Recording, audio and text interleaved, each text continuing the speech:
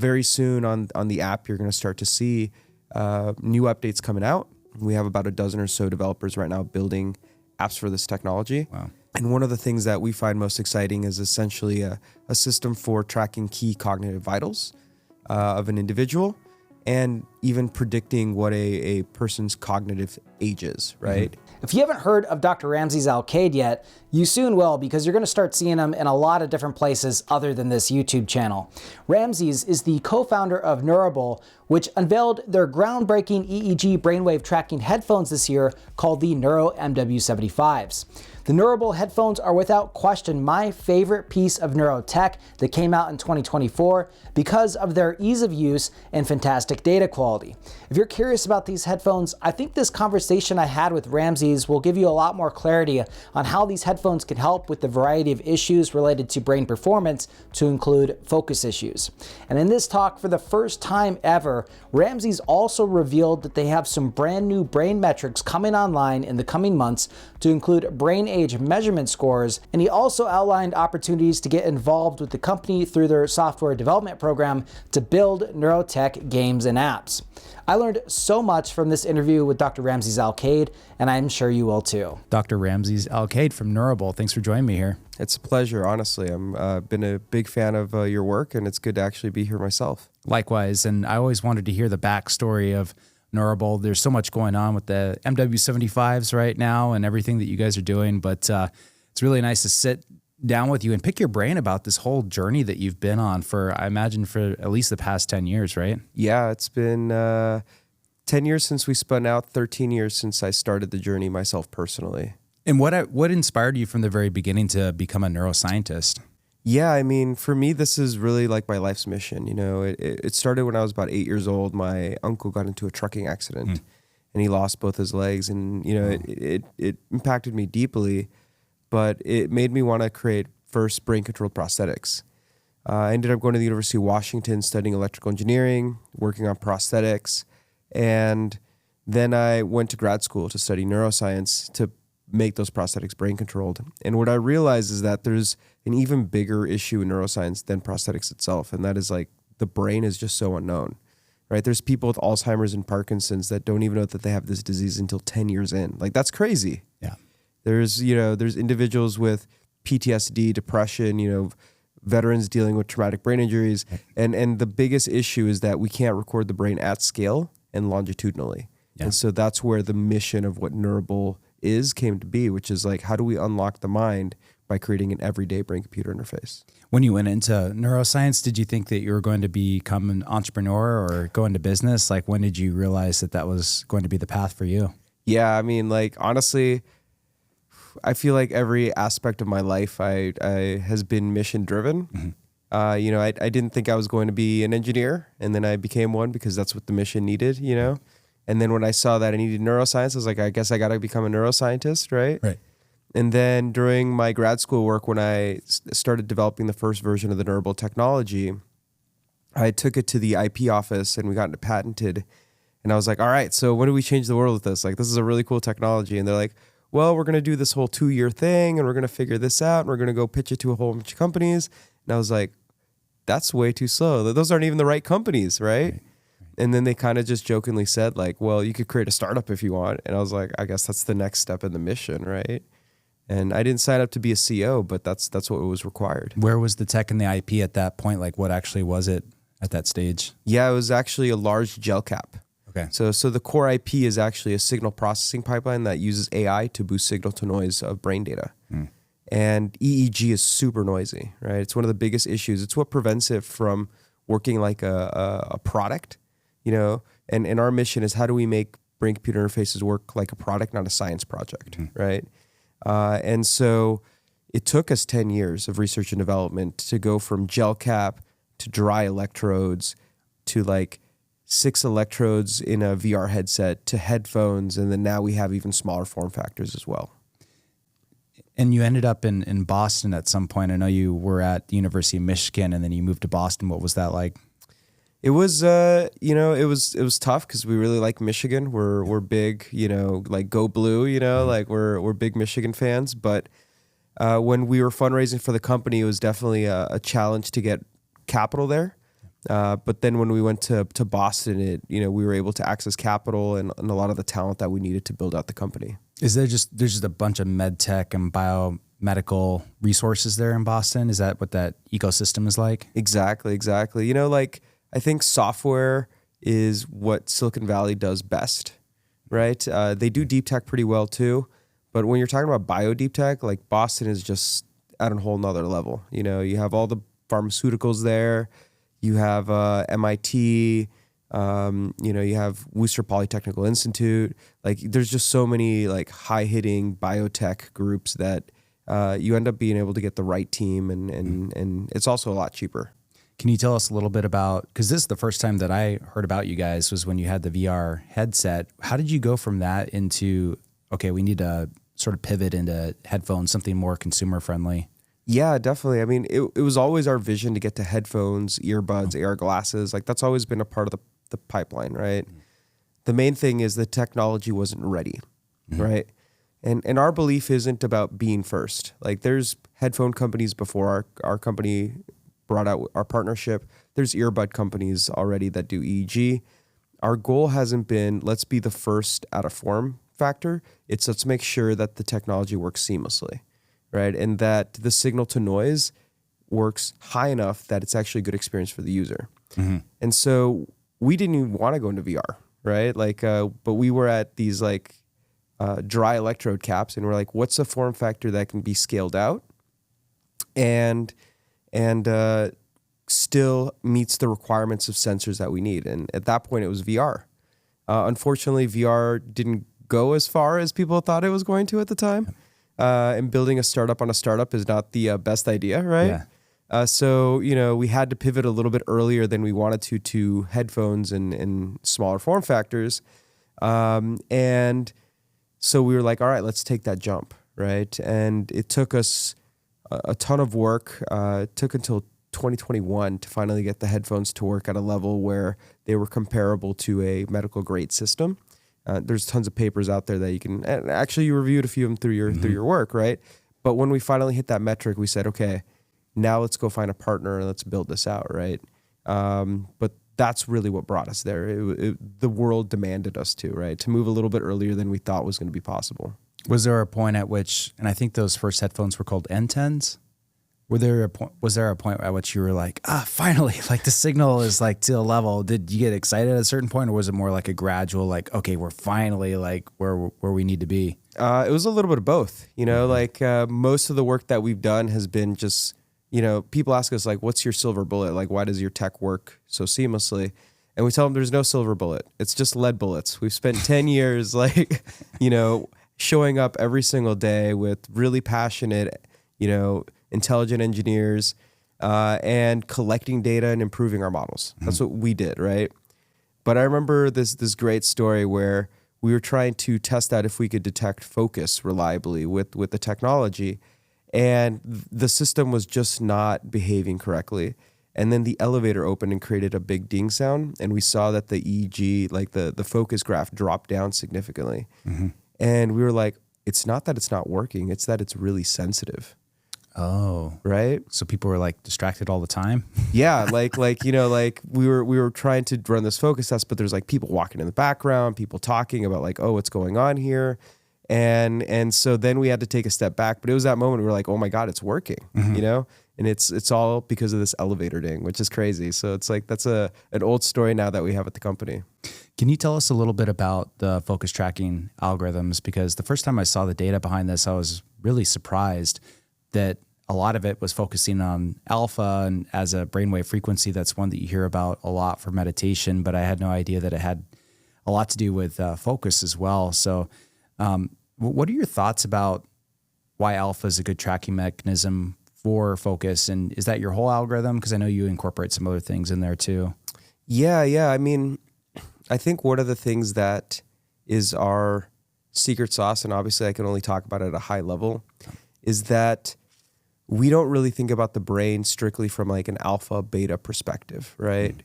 The brain doesn't really care. It just fires neurons, and then those neurons tend to have a specific frequency that they fire at. And on average, it tends to be that for, particular sets of mental states, right?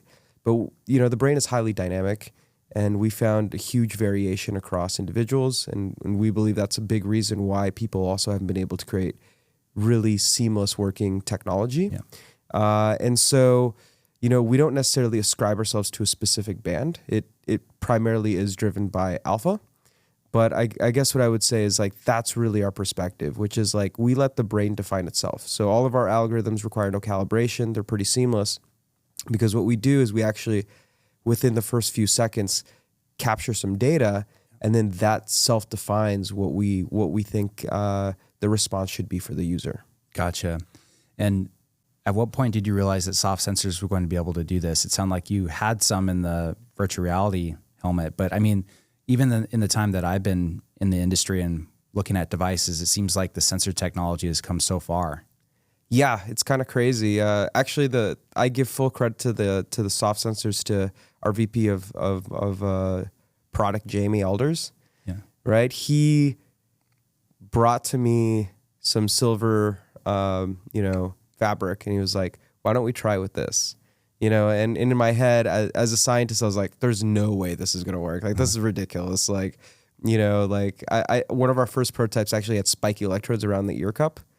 And thankfully Jamie is not, restricted through years of scientific like stuff not working. He's just like, I'm going to try it anyways. And as a scientist, I probably would have just said like, no, it's not even worth our time.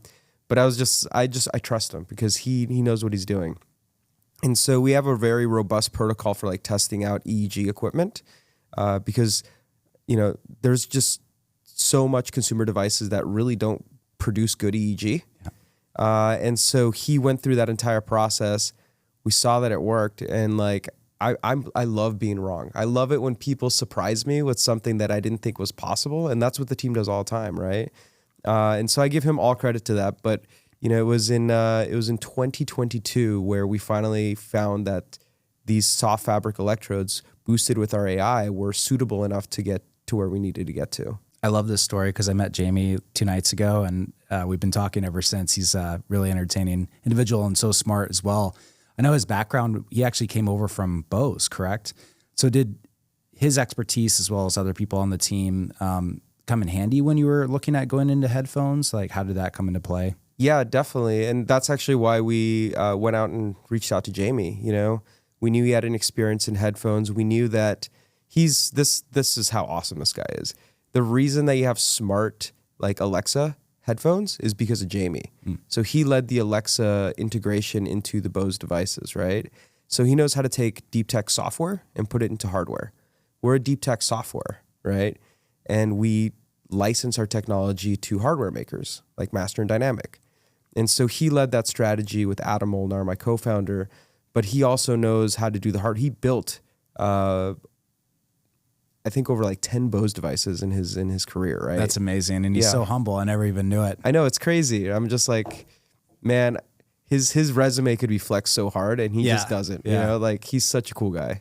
And you're humble as well, good sir. And I think the humility comes from you just being able to throw these on. And the first time that I did and saw that it got the correct connection enough to get the bioimpedance right for whatever measurements need to be made, my head exploded because I was so used to all these years wetting saline sensors and then also putting on the device and having to correctly position the electrodes. And for anybody that has done neurofeedback or even is interested in this neurotech niche, I think that the Neuro MW75s here are really an eye-opener of how far this tech has come along and how easy you and your team have made it to experience neurotechnology. Thank you so much. They're gonna love to hear that, you know.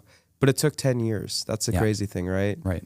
Like making it so that the sensors, if you put them on in slightly weird ways, they still work, right? Making sure that that we could use fabric instead of prongs, right? Making sure we did this study with 1,000 people where we just tried to figure out what is the right form factor, and it turns out that they didn't want spikes at the top. So how do you make it work without spikes, right? It was like, I give the credit completely to the team, right? They solved about 95% of it just purely with software, right? With AI. And then there is some 5% magic on the hardware itself too. But like wow, they're just so brilliant. Like I'm humbled to be with them for sure. And your guys' first product, you've partnered with a company out of New York, Master and Dynamic. What has it been like working with them? They're great. You know, we kind of have the perspective that we should play to our strengths, right? We're not good at hardware. You know, if you saw our VR system, it looks terrible. You know, like just honestly speaking, we suck at hardware. We're really good at signal processing. We're really good at AI development. And so we wanted to find a quality brand that matched our ethos, which is like high quality, beautiful, seamless, right? Beautiful in the software sense is how do you make the user experience seamless, right? So beautiful in the hardware sense is it has to look beautiful. It has to sound beautiful, has to have great ANC. And so Master and Dynamic was like the perfect partner for that. I had this moment at the dinner the other night where I was kind of waiting around for Jamie to show up, and I noticed that this other individual was waiting around too, and we got to talking, and I figured out that he was at Master and Dynamic, and I kind of awkwardly was like, I want to thank you so much for believing in neurotechnology. Like what you guys have done to help with the form factor is amazing. And I don't think he was like top chief, so he was like, well, you know, you might not be wanting to thank me personally, maybe when our CEO comes by, but I just love the headphones and the form factor. And I think that from what I can see, you guys were a great match. And I think once people get their hands on these, they're going to be really excited. I know it's taken a while to get all the products shipping, and I just know when people are going to get their hands on them this year that there's going to be so much great user testimonials and other things to go off of. Thank you. Yeah, I'm so glad we're not a hardware company. Because like we have to deal with the problems that they have. And it's just like software is just, I mean, it sucks to collect data on thousands of people and, you know, the sleepless nights trying to get the models to work and everything like that. They suck too. But man, hardware has logistics, like supply chains, like it's just, so huge props to Master and Dynamic and their team. And really anybody, any entrepreneur who does hardware, like you've earned my respect 10x. Yeah. Yeah. Well, we should probably dive in a little bit more to the first feature available on the MW75s, the focus metrics. I've talked quite a bit about these in my videos, but I'd love to hear from you. Could you explain what the focus features are and how people have been using them to, like, I guess, figure out their productivity and understand their brain better? I think you guys have had a lot of interesting use cases already. Yeah, we actually designed the entire app from a psychological perspective to create what we call mental health hygiene habits, right? So the first one is that we motivate you to show up and do work every single day. Instead of like cramming for an exam, it's like show up and just do a little bit of work. So just like Fitbit has 10,000 steps a day, we have 100 points per day, right? And most people are going to blow through 100 points. But the main thing is how do you create the habit of coming every single day?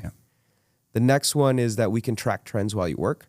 So as you're working, we see your focus data, and very soon there's going to be a real-time visualizer of that as well. But we can track that data so that afterwards you can reflect on it. You can see, oh, these are distractions that impacted me, right? I was in a noisy environment. Basically, how can you use data to make decisions, right? But then on top of that, and this is the really cool part, and these are things that you can only do when you're wearing the system, is that we can take that data, we can figure out when you're in low focus because your brain is getting tired. And you know this already, but your brain has no pain receptors, right? So when you feel tired, it's your body being tired. Your brain can be tired before that. And so we're able to then detect when you're tired and tell you to take a break. And what's crazy is if you take small breaks throughout the day at the right time, you can actually be more productive just throughout that day, right? And I'm the biggest like convert to that because like I have the CEO mentality of like just grind, right? And I remember the brake system wasn't ready yet, and I kept like getting into this like low focus state where, and we saw this in a Mayo Clinic study that we did, you double your errors during that time frame, right? And then when I turned the brake system on, I saw my focus go back up, and I was like, I'm doing a disservice to this company by not using our system, right? And so I became a huge convert of it. Yeah, I think there's so much education to be had, because if you would have told me like you need to take a break even before you feel like you need to take one, I would have been like, I'm just going to power through until I can't think straight anymore. Right? It's like, what do you want? Do you want 4 hours of intensity and then you're burnt out for 4 hours? Right. Or do you want like, 1 to 2 hours of intensity, 10-minute break, 1 to 2 hours of intensity, 10-minute break, and then you end up getting 8 hours of intensity throughout the day, right? It's like, it's a no-brainer when you look at it just math-wise, right? One of the features I enjoyed, since I'm a neurotech, enthusiast and wanting to share with people, was the rocket focus game. You've got these rockets that are competing, going up and down, and people can really see in real time if they're concentrating relaxed attention. My sister-in-law said that, oh, the rocket's not working for me, but we found out that she was focusing too intensely. She needed to relax a little bit. And then if you get distracted, the rocket goes down, then the focus points go down. So it's really responsive. And I think people, I wouldn't say they get shocked when they see it. They're like, wow, this stuff's really coming along. Yeah. And honestly, we did that for 2 reasons. One is that there is this huge gap of trust in neurotechnology right now. We've had consumer devices that haven't necessarily delivered on expectations. Primarily, signal to noise is hard. Like, I don't fault them. It's a really tough problem, right? And so we wanted people to have something that they can show to their friends or they could use themselves, and they could create that trust themselves, right? And then 2, it's also a biofeedback system. So like, you can actually practice your focus on it, right?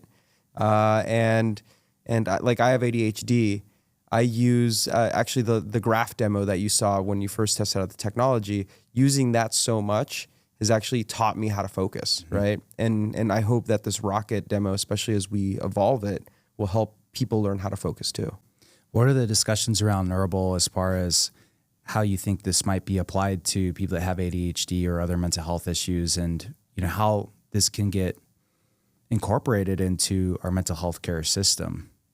Yeah, I mean, like, at least in the short term, we're not making any claims Right. because we don't want to get into legal troubles. But I mean, I use it. I'm a huge convert now, and most of our customers that have ADHD, and they've seen huge results from it. It's just because of the way it's designed. It's teaching good mental health hygiene habits. There's feedback that helps you focus through the rocket, right? And that's something we want to build out a little bit more. It's just designed to help you gain control of your focus. Yeah.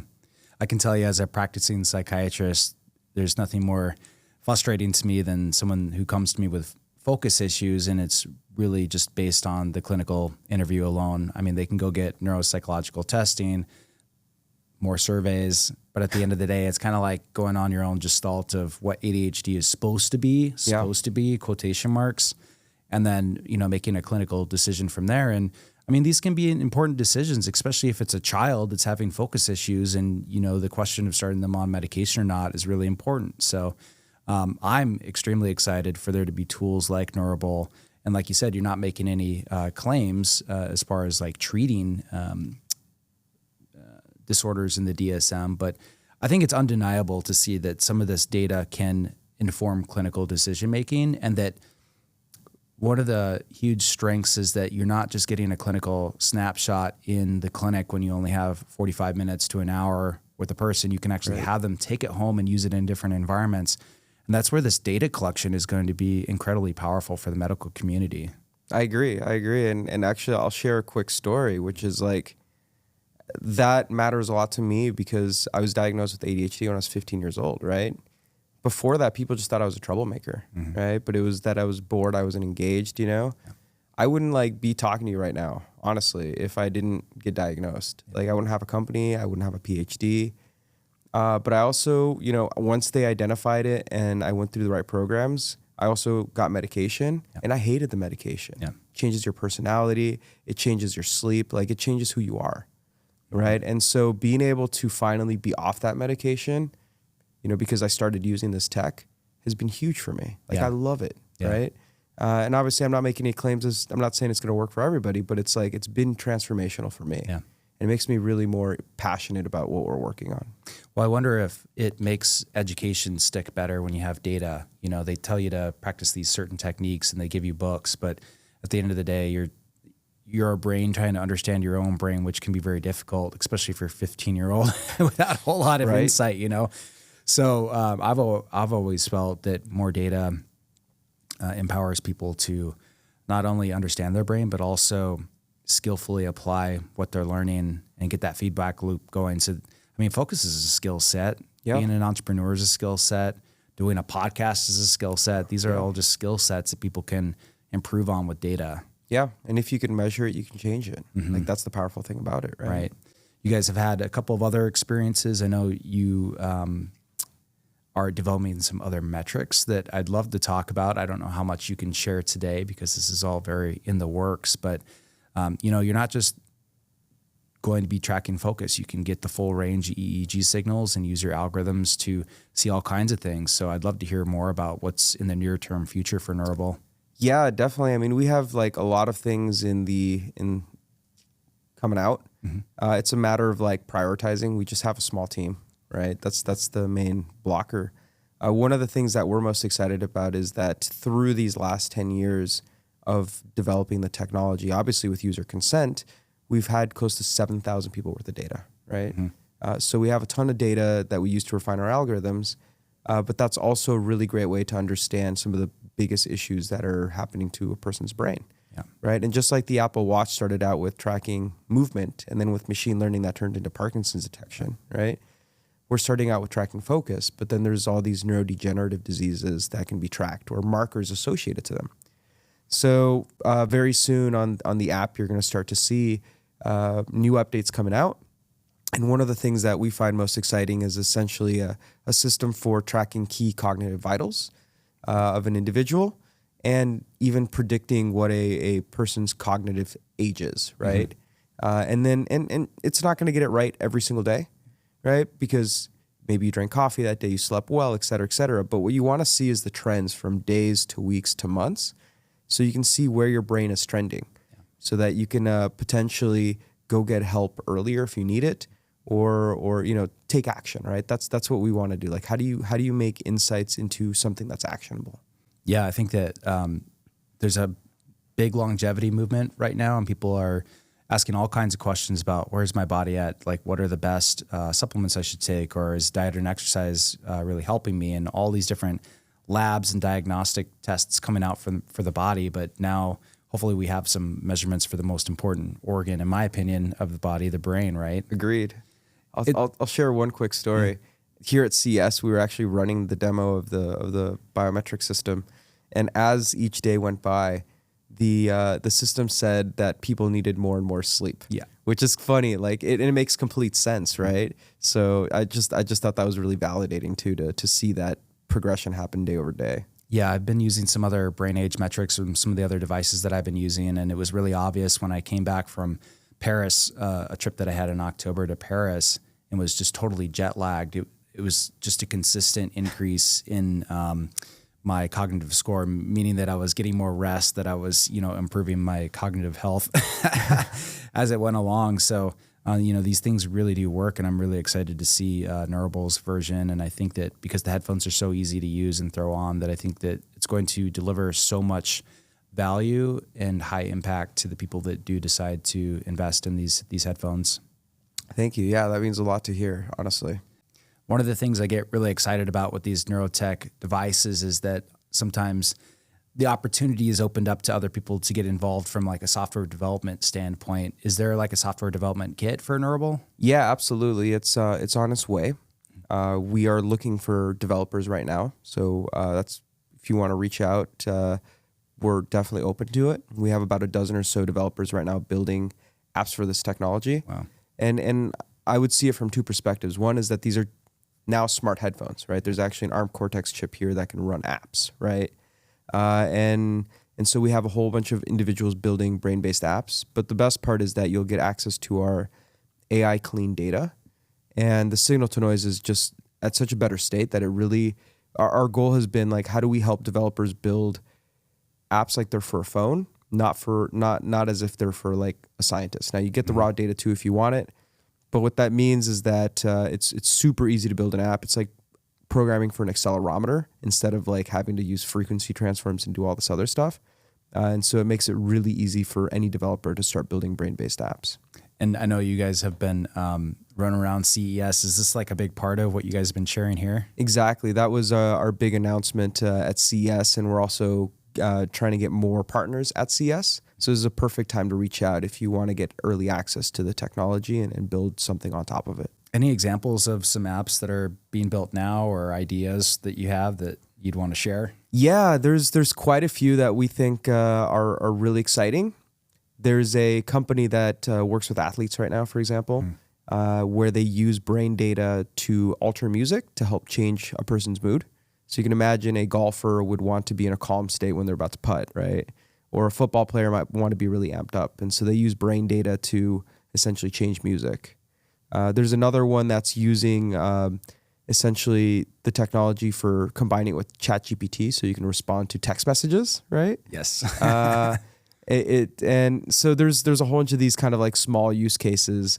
The main thing that we care about is that they work really well. And so we're working with these partners closely to make sure that the first few apps that are also going to be examples for others to build off of can really demonstrate that neurotechnology is ready to be used as a product and not a project. As an aside, I fed some brain data into ChatGPT this year, and I was just absolutely amazed that it even tried to decipher what was going on. And of course, it gave me different feedback different times. I loaded the same data, and so it wasn't entirely consistent. But I'd love to ask you where you think AI is going to take this in the near future. I didn't ask you about that before. Yeah, I mean, to us, at least, AI is everything, right? And on the band, you'll actually see it says powered by Neurable AI. That's the core tech, right? So I think we're going to see AI in different ways. Signal processing is at least the way we're using it. Inside the app, very soon, and this is actually going to be part of the health metrics, there's going to be a smart AI that helps recommend you things that you can do to help improve your brain state, right? We're going to see LLMs being used in this app for answering text messages. Like it's going to be a part of everything. And, you know, it always has been to a certain extent, like since digital tech came out, now we're just adding AI to the end of stuff that already had AI. But we're going to see that more and more. I always envision neurotech as sort of that extension of AI to human. It almost bridges the gap in a way. And I'm sure there's a lot of other technologies that are going to attempt to do that. But what could be more bridging the gap between the mind and AI is neurotech. And you can go down all kinds of rabbit holes there if you want. But I was curious if you guys have had any AI experts reach out that you didn't expect to hear from that are really interested in the technology. Like, how does the hardcore AI community look at neurotech right now? Maybe in the Boston scene, has that come up at all? Yeah, I mean, I think that usually when people think about AI with brain-computer interfaces, they think about it from a perspective of like a simple classifier, like you want to classify different brain states or you want to classify a picture or something like that. But there's just so much more to it. And honestly, it's still an area that's not as wildly discovered. And I've seen a lot of students starting to do really kind of crazy AI projects where they're using like neural networks and doing all this other stuff. And it's really exciting to see that the world is seeing what, you know, we've been clamoring about since 2011, right?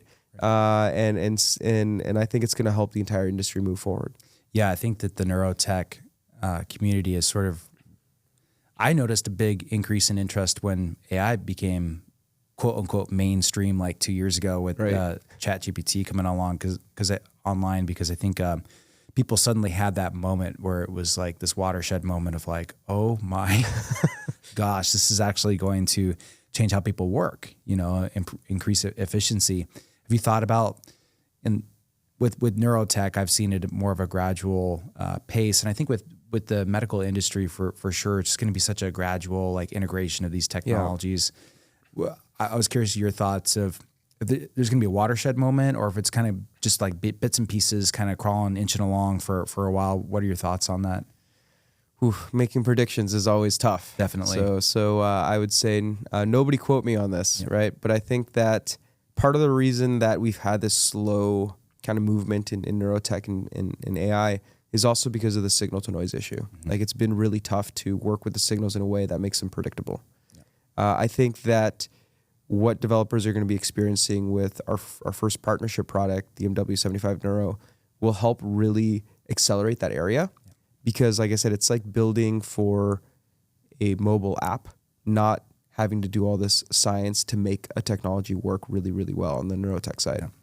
I think that's going to enable people to use AI in more free ways, that it's going to more rapidly accelerate that development. So at least to me, I think that's going to be the watershed moment. Yeah, I love that vision, and it makes sense to me. We'll see if it happens over the course of the next 2 years, 5 years, or 10, but it's definitely going to happen. And I'm so excited to be a part of it and talk to such individuals such as yourself. So I appreciate it. Whole credit goes to the team. Trust me. I hit next on the slides. They do all the crazy hard stuff. So, you know. And how can people get involved with Neurable, or like what things do they have to look for in 25? Yeah, involved. It's pretty easy. One, we have a Discord, and I'm on there as much as I can. Obviously, I have to run a company, right? But I want to know like what people are liking, issues that they're having, and we have a really great community that shares their feedback all the time, which is great. So that's the best way to get involved. What's in the pipeline? There's going to be software updates. Obviously, we're going to try to create new features and capabilities based off of feedback that we're getting. If you have an MW75 Neuro, reach out, join our beta program, you know, and that's probably the best way to stay involved. Yeah, and I know you guys have some other research projects going on outside of just the consumer-facing arm of the company. Any exciting things to announce there, or is it still too early to tell? It's pretty early, but what I will say is that a lot of them have to do. We work with the Army primarily to help identify traumatic brain injury issues that are happening in soldiers, fatigue-related issues, also training. But I think what's the most powerful thing to just share is that once those become solid enough that we feel comfortable, once again, our goal is not to be first, it's to do it right. Once we feel that they're done right, they actually just become software updates for your headphones, right? And so like you'll get benefit from that too, which is the part that to me is really energizing. Right. Well, I'm looking forward to the additional metrics that I will, of course, cover on Techforpsych. I'm really looking forward to it. And I really appreciate you, good sir, coming here and talking with me. And it's so nice to talk in person. And it's a bright future for neurotechnology, and Neurable is a huge part of that. So I appreciate what you do. Thank you so much. Likewise, you've been the voice of the industry on the consumer side for quite a long time, and you're helping change the industry as well. Thanks so much. Thank you. All right. Cool, man. That was fun, man. Yeah.